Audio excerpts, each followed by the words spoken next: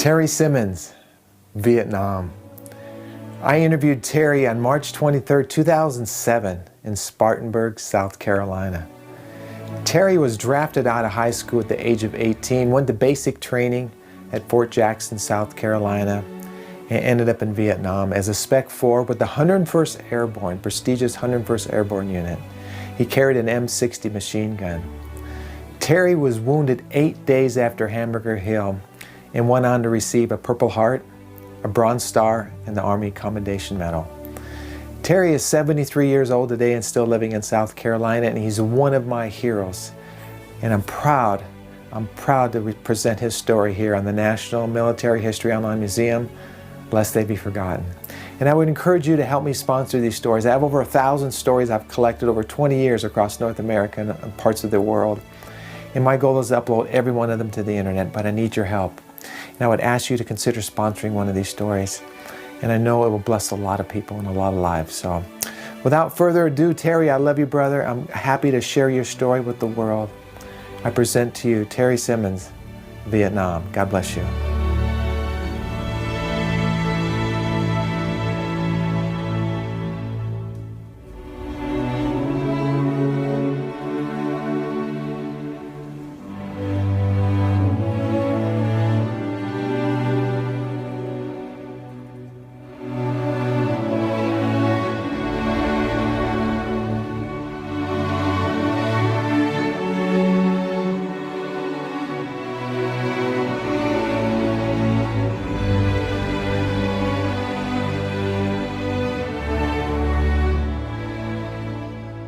We're rolling, Terry. Okay. Just for the camera's sake again, what years were you over in Vietnam? I was in Vietnam in 1968, 1969. Did you enlist? No, I was drafted. Okay. At that time in our history and with Vietnam going, was there a fear of someday of being drafted going to Vietnam, or did you just want to go serve your country? Well, out of high school, Vietnam was beginning to be, we were reading about it in the paper and I knew about it. And all my friends from high school, it was you're either going to go to college or you're going to get drafted. And for those of us who couldn't either afford to go to college or weren't able to go to college, we were really faced with being drafted. And so I was going to our local technical college, and at that time, they just they didn't give the technical college school deferments.